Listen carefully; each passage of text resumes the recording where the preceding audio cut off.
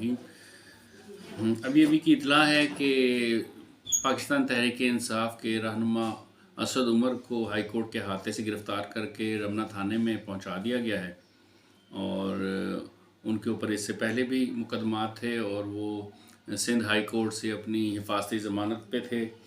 लेकिन इसके बावजूद ये वाली गिरफ़्तारी अमल में आई है और जो ख़दशात हैं वो ये हैं कि जो भी टॉप लीडरशिप है पीटीआई की, जिसमें फवाद चौधरी भी शामिल हैं और उस्मान डार भी है और इस तरह के और लोग हैं, वो सब भी कासिम सूरी है, इन सब के यहाँ पे छापे पड़ रहे हैं इनके घरों पे और ये भी गिरफ़्तार होंगे। यानी कि मोस्ट प्रोबेबली असद उमर की गिरफ़्तारी की वजह रीज़न तो अभी समझ में नहीं आई, ना ही वो एफआईआर सामने आई है जो नई उनके ऊपर हुई है। लेकिन ये जितनी भी कल से जितनी भी पुरतशद्दुद कार्रवाइयाँ हुई हैं और एक पाकिस्तान की तारीख़ का एक स्याह दिन था जिसमें पाकिस्तानियों ने खुद नहीं अपने ही इदारों पे हमला कर दिया है, आग लगा दी है। वो सिंबॉलिक कोर कमांडर लाहौर का घर जो बुनियादी तौर पे कायदे आज़म का घर था उसको लूटा है, उसमें से केचप और फालसे तक नहीं छोड़े पीटीआई के कारकुनों ने, वो तक वो लेके उन्होंने उनको भी लूटा है। तो फिर कोई और चीज़ क्या छोड़ी होगी, जो फ्रिज में से भी चीज़ें निकाल निकाल के इस तरह की हैं, तो फिर उसको आग लगा दी है। ये सब आपको मालूम है, ये सब बुनियादी तौर पे असद उमर की कॉल पे ही हुआ और असद उमर ही सारी सूरत हाल को कंडक्ट कर रहे थे, जो बज़ाहिर लगता है अभी तक के वाक़यात से ऐसे लगता है कि जैसे गवर्नमेंट ने और पाकिस्तान के लॉ इन्फोर्समेंट एजेंसीज़ ने किसी जगह पे इसलिए किसी किस्म की मुज़ाहमत नहीं की।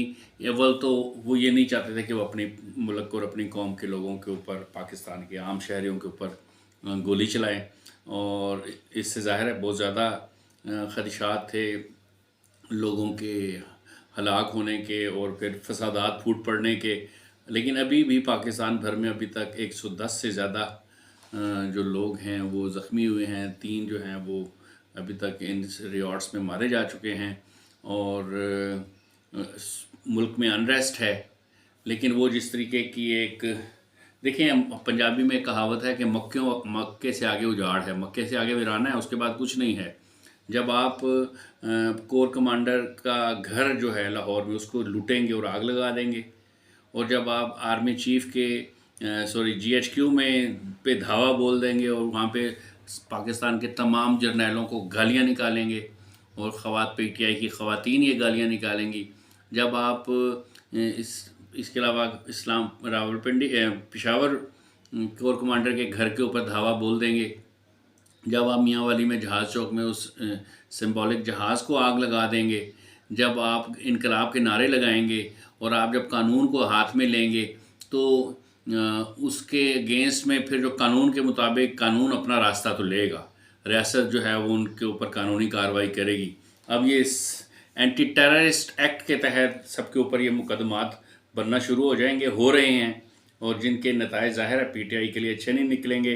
पीटीआई ने जिस किस्म की यलगार और जिस किस्म की अखलाकी तौर पे अखलाकी पाकिस्तान के माशरे की जो न्यूसिस वैल्यूज़ हैं और जो मोरल वैल्यूज़ हैं उनको जिस तरीके से सबुताज किया है, अपने पैरों के तले रौंदा है, तो इस बात का भी एहतमाल है कि पीटीआई को पे पाबंदी लग जाए और जब इनकी पूरी ऊपर की जो लीडरशिप है ये जब एक दफ़ा अरेस्ट हो जाएगी तो फिर मॉब्स किस किस्म का अरेस्ट डेमोन्स्ट्रेशन या एजिटेशन कर पाएंगे। तो ये एक तकलीफ़ दह बात है जो कुछ सब कुछ सामने आया है। अब अगर हम इसका तजिया सादा से लफ्ज़ों में करें कि इतनी बड़ी एजिटेशन की क्या वजह है कि अगर पीटीआई ने किसी भी इदारे की वक़ार और डिग्निटी का ख्याल नहीं किया और उस पर चढ़ दौड़े और उसके सरबराहान को गालियाँ निकाली और उनको कहा ये सब गद्दार हैं और इनकलाब के नारे लगाए और अल्लाह अकबर का जैसे जहाद हो रहा है इस तरह का नारे लगाते हुए जीएचक्यू के अंदर दाखिल हो गए, या और जगहों पे भी जैसे रेडियो पाकिस्तान को उन्होंने जलाने की कोशिश की पेशावर में और काफ़ी नुकसान भी पहुंचाया उसको। तो ये सब कि उनके पास, हर आदमी के पास अपनी किसी बात के करने की कोई वजह, कोई दलील, कोई रीज़न तो होती है ना। वो रीज़न ये है कि वो ये ख्याल करते हैं कि عمران خان ہماری ریڈ لائن تھی، اس کو اریسٹ کیوں کیا گیا؟ کوئی عمران خان کوئی سیکریٹ کاؤ نہیں ہے، عمران خان کیا کوئی لیڈر بھی نہیں ہے. تو جب کسی کے اوپر ایلیگیشنز ہوں گے، جب کسی کے اوپر الزامات ہوں گے، جب کوئی کسی کیس میں تفتیش کے لیے مطلوب ہوگا، وہ صدر پاکستان ہو، وہ کسی بھی فوج کا سربراہ ہو، وہ کسی اور ادارے کا سربراہ ہو، وہ ایگزیکٹو ہو، وہ جوڈیشری میں سے کوئی ہو، ابو لا تو کوئی بھی نہیں ہے. تو اس میں کون سی ایسی بڑی بات تھی؟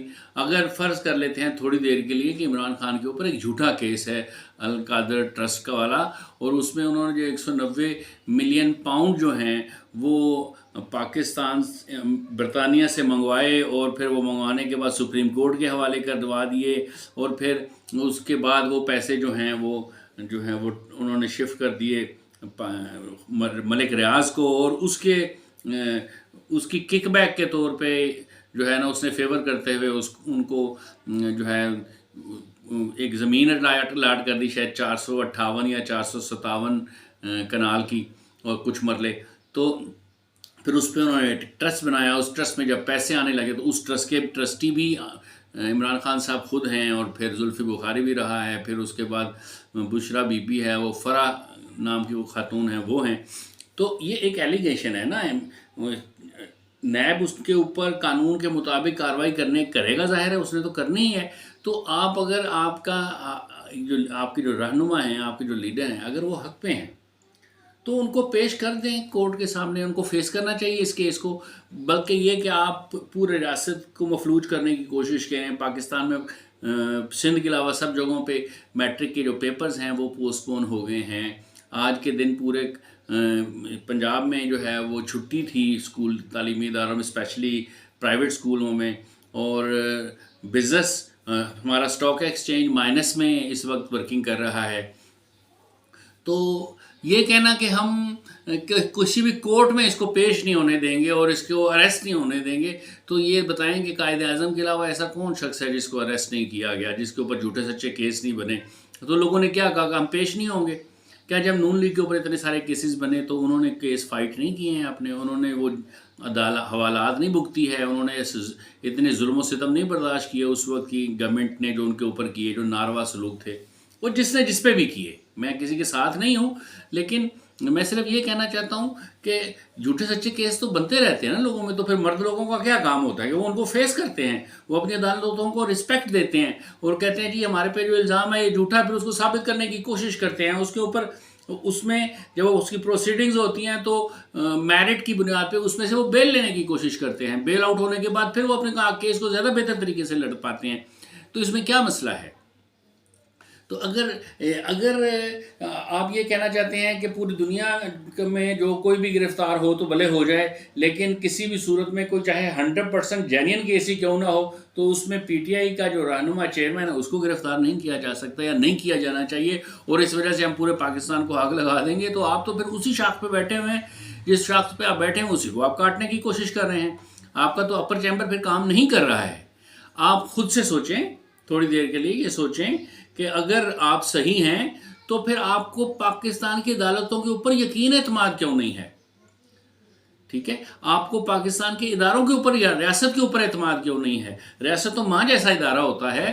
اگر فرض کریں کہ ان کے ساتھ زیادتی ہو رہی ہے تو جب وہ وہاں سے نکل کے کوئٹ کریں گے یا اس میں سے باعزت بری ہو جائیں گے اس کیس میں سے، تو ان کی تو جو ووٹ بینک ہے وہ بھی بڑھ جائے گا، ان کا قد بھی بڑا ہو جائے گا، لوگوں کی سمپتھیز بھی بڑھ جائیں گی. تو اس میں یہ دھونس، یہ دھمکی، یہ دھاندلی، یہ بدماشی، یہ موقف اختیار کرنا کہ نہیں ہماری عمران خان ریڈ لائن ہے. وہ بھائی عمران خان کس بات کی وجہ سے کیا جب بیچ میں قانون آ جائے اور ایک طرف قانون کھڑا ہو اور ایک طرف عمران خان کھڑا ہو تو آپ کس کے ساتھ دیں گے؟ کیا آپ ایک طرف آئین پاکستان ہو اور ایک طرف عمران خان یا کوئی اور ایسا سیاسی لیڈر ہے تو کسی ایک کو چوز کرنا ہوگا تو آپ کیا کریں گے؟ تو ظاہر ہے پاکستانی شہری کوئی بھی ہو، کوئی بھی پاکستان کی پولیٹیکل پارٹی ہو، تو اس کو یقیناً بلکہ نان پولیٹیکل پارٹیز کو بھی پاکستان کے آئین کو جو ہے نا وہ منتخب کرنا پڑے گا، اس کو ساتھ دینا پڑے گا، اس کے ساتھ کھڑا ہونا پڑے گا. تو یہ بات سمجھنے کی ضرورت ہے. یہ کوئی بہت بڑی قیامت نہیں برپا ہو گئی ہے کہ پولیٹیکل لیڈرشپ پکڑی جا رہی ہے. میں اس کو یہ نہیں کہتا ہوں کہ یہ کوئی ویل آف فیٹ ہے کہ جس میں ایک مکافات عمل ہے. انہوں نے پہلے اور مختلف جماعتوں کے لوگوں کو اپنے دور حکومت میں جھوٹے کیسوں میں اندر کیا اور کسی کو سزا بھی نہیں کروا سکے, اذیت پہنچائی اور مختلف ہمارے اداروں کو ٹول کے طور پہ استعمال کیا پی ٹی آئی نے. اور اب جب وہی طریقہ واردات کہہ لیں یا وہ اسی ادارے کے کسی نیب کے کسی قانون کی زد میں وہ خود آ گئے ہیں, تو اب وہ اس کو کہہ رہے ہیں کہ نہیں یہ ظلم ہو رہا ہے ہمارے رہنما کے ساتھ. تو یہ آپ جب کسی جگہ پہ, میں ایک بڑے ٹھنڈے دل سے, آپ کوئی بھی آپ کہیں پہ بھی بیٹھ کے کسی کے ساتھ بھی اس بات پہ گفتگو کر کے دلائل فراہم کریں گے تو آپ دلائل اسی صورت میں جیت سکیں گے جب آپ کے دلائل سچ پہ مبنی ہوں گے, حقائق پہ مبنی ہوں گے. جب دلائل سچ پہ اور حقائق پہ مبنی نہیں ہوں گے تو آپ کو آپ کی تمنا, مرضی اور امنگ اور خواہش کی وجہ سے کہیں بھی یہ کوئی نہیں کہے گا کہ آپ گلٹی نہیں ہیں اور آپ باعزت بری ہیں اور آپ اس بات میں آپ سچے ہیں, آپ سرخرو ہیں. تو سیاسی جماعتوں میں تو بڑا حوصلہ ہوتا ہے, ان کی لیڈرشپ کا تو جگر بہت بڑا ہوتا ہے. وہ تو اس طرح کی پولیٹیکل وکٹمائزیشن کو بڑے خندہ پیشانی سے فیس کرتے ہیں. اور وہ مجھے اچھی طرح یاد ہے, ایک دفعہ مجھے کسی بڑی شخصیت نے یہ کہا تھا کہ زرداری کو فوج نے یا مختلف ہمارے لا انفورسمنٹ ایجنسیز نے, یوں کہہ لیجئے, جیل میں جب یہ قید تھا اور اس کی انویسٹیگیشن یا جو کچھ ہو رہا تو اس میں اس کو بہت مارا, اتنا مارا کہ اس کی پسلیاں جو ہے نا وہ کام نہیں کرتی صحیح طریقے سے. اس کو بڑے بوٹ مارے, اس کو بہت بے عزت کیا ہے, اس کو بہت مار پڑی, لیکن نہ اس نے باہر نکل کے سی کیا ہے اور نہ ہی اس نے نہ ہی وہ کمپرومائز کیا, اس نے وہ اپنے سٹینڈنگ پوائنٹ پہ کھڑا رہا ہے. اب میں یہ نہیں کہہ رہا ہوں وہ کرپٹ ہے کہ نہیں ہے, یہ عدالتوں کا کام ہے ثابت کرنا. میں نہیں کہتا ہوں کہ پاکستان کا وفادار ہے کہ نہیں ہے, یہ بھی عدالتوں کا کام ہے ثابت کرنا, یا یہ پولیٹیکل پارٹیز کا یا اس بندے کا اپنے کریکٹر سے, اپنے رویے سے ثابت کرنے کا کام ہے. تو پاکستان میں تو بہت لوگوں کے ساتھ جیلوں میں بہت زیادتی ہوئی ہے, لیکن کسی نے باہر نکل کے سی نہیں کی, کچھ نہیں کہا کہ ہمارے ساتھ لا انفورسمنٹ ایجنسیز نے کس طرح کا سلوک روا رکھا ہے. یہ ایک نئی روایت, ریتی رواج ڈال دیا ہے پی ٹی آئی نے کہ جس میں وہ 2 دن کے لیے بھی اگر ان کو کسی جگہ پہ ان کا ریمانڈ ہوتا ہے تو وہ اس کے بعد باہر نکل کے یہاں تک کہتے ہیں کہ ہمارے ساتھ جنسی زیادتی کی گئی ہے. تو اب عمران خان کو یہ ایسا نہیں ہو گیا کہ وہ ساری زندگی ان کو کوئی سینٹینس ہو گیا, وہ عمر قید ہو گئی, ان کو وہ باہر ہی نہیں آئیں گے.